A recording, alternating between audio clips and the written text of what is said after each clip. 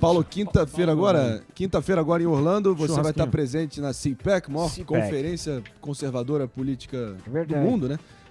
E eu queria saber sua expectativa. Aí alguns correligionários estão visitando o Trump em Mar-a-Lago e dão a entender que ele já está preparando o time para 2024. Você tem essa impressão? Ele vai, inclusive, dar o primeiro pronunciamento público dele na CPAC. Não sei se na quinta ou sexta, vai até sábado, né? Sua expectativa para CPAC? Ou ele vai falar na sexta ou no sábado, né? Quinta é um dia mais de registro. Esse é o quarto CPAC que eu cubro. É a convenção mais importante do mundo entre os conservadores.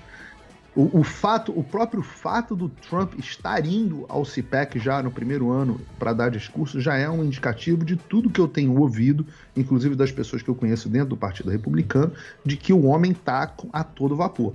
Então, quem pensa que agora nós nos vemos livres, nós estamos livres do Donald Trump, pode se preparar, porque ele é a força mais importante dentro do Partido Republicano, conta com uma aprovação de 90 e poucos % entre os republicanos. A gente sabe que a última eleição teve um resultado, eu vou dizer aqui para não derrubarem o vídeo, nos tempos que a gente vive, no mínimo duvidoso. Metade da população considera que o resultado foi duvidoso. Então, a gente tem um homem que é uma máquina, ele é um homem que leva milhares de pessoas a estádios de futebol para ouvirem o que ele tem a dizer. O Alan dos Santos, né, do Terça Livre, que você faz parte, a informação que ele recebeu, ele postou, né, isso lá em 5 de novembro, é muito boa, assustadora, mas é boa. Ainda preciso verificar os detalhes. O resumo é que Trump ganhou as eleições, veja só, Emílio, mas ele quer provar a fraude de 2018 e 2020. Para provar, ele precisou deixar o inimigo agir. É isso mesmo, Paulo? Ou ele errou? Diga lá, Paulo.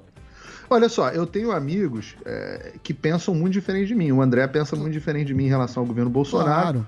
O Alan pensa muito diferente de mim em relação ao governo a essa teoria aí. Ele embarcou. Não, ele falou que tinha informações, não é o que ele pensa, são informações. Você tem razão. Isso é uma forma mais precisa de relatar. Ele recebeu informações que eu acho que ele deu credibilidade que não mereciam. Isso é normal do trabalho jornalístico. Às vezes você recebe informações de uma fonte, você acha que a fonte é boa, e você recebeu informações que não eram boas e você reportou para o público e você paga com isso, com a sua credibilidade. Quando o jornalista erra, ele paga isso com a sua credibilidade. Mas ele não se retratou, né?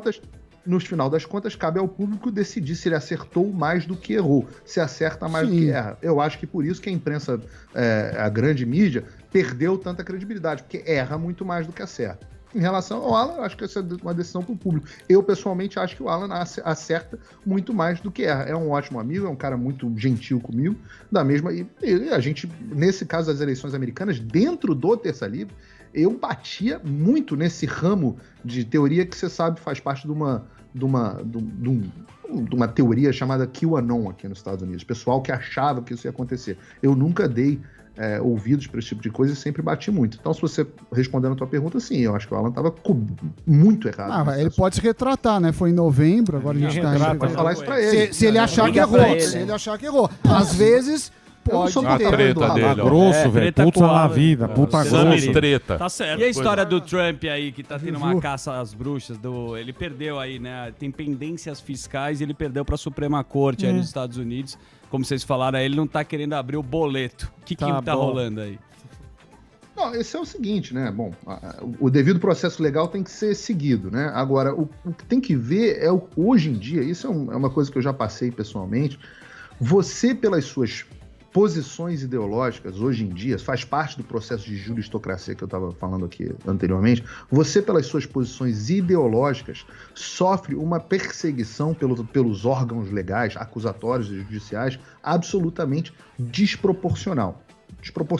Você vê os aliados do Donald Trump, todos os apoiadores lá, o caso do Michael Flynn foi o mais icônico de todos, mas o próprio Roger Stone, que eu vou entrevistar essa semana, o Manafort, enfim, todos os associados ao Donald Trump foram pegos em supostos casos criminais que no final das contas nem sempre acabavam provados e às vezes eram muito pequenos. Enquanto você vê um monte de gente fazendo muita coisa errada, basta você analisar, por exemplo, o caso aqui do que se chamou de Obama Gate, Spy Gate, Crossfire Hurricane, envolvendo, por exemplo, o Barack Obama, ou mesmo as acusações envolvendo a família Clinton, várias delas Clinton Foundation, e-mails apagados, as acusações de cunhos sexuais, de abuso sexual, etc. E nada disso é investigado, nem sequer investigado. Então até o caso das fraudes eleitorais, que não foi investigado propriamente dito, uma coisa que o pessoal resolveu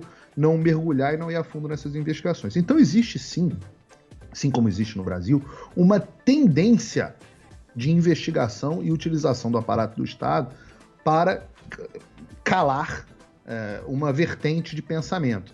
Normalmente é o deep state, que se chama aqui, né? O Estado profundo. São camadas entranhadas, não são agentes políticos, são pessoas que estão lá, servidores que estão lá há muito tempo já. Eles fazem parte de um grupo e eles têm a ideologia deles e agem de acordo com a ideologia deles. Isso não é uma questão de opinião, tá? Depois da Crossfire Hurricane, que foi a investigação que provou que agentes do governo, do FBI e do Departamento de Justiça tentaram dar um golpe na primeira eleição do Trump e tentaram impedir que o Donald Trump assumisse ou depois causar o impeachment dele no meio do processo. Isso tudo já está, os documentos já foram todos publicados, a investigação foi em curso, etc. Agora, a punição é que não aconteceu. Por outro lado, se você tem um detalhezinho fiscal, legislação tributária é complicado, né? Ela é feita de propósito para o governo, se quiser te pegar.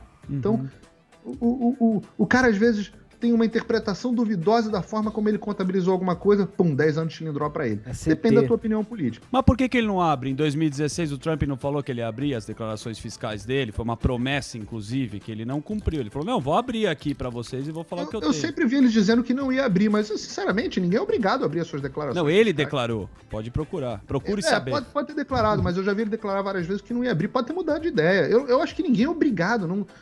Ninguém é obrigado a abrir mão do seu sigilo fiscal. A privacidade, o brasileiro tem um pouco tem pouco apreço pela privacidade. Aqui, de um modo geral, na sociedade americana, é uma sociedade que dá mais valor à privacidade. Ninguém é obrigado a abrir mão da sua privacidade. A população é que escolhe.